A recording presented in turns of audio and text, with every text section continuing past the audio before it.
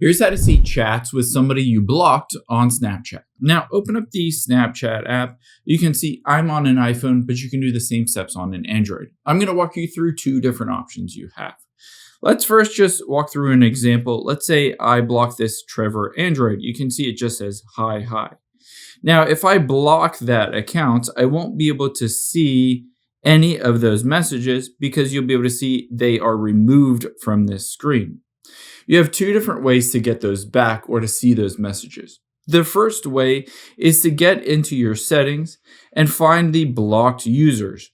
Now, I can always choose to unblock that account. If I unblock them and then add them back again, I'll be able to see those messages. For instance, if I tap on that little X and then I go back to the messages here, let's tap on messages, and then I'll add a friend and I will just search for Trevor Android and hit search.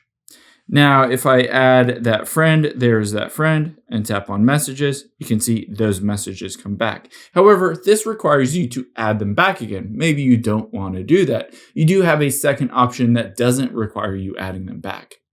To do that option, we need to get back to your settings. So tap on your settings here. And then from here, we just need to go through the process of downloading your data. You'll be able to see on the available download is your chat history, including any of those chats from before you block somebody. So you can choose to do it all time, or if the conversations were in the last year, you can select that. And then just hit the submit button. Keep in mind, this usually takes within a few hours. You'll get a message from Snapchat. You'll be able to download that and see that entire chat history.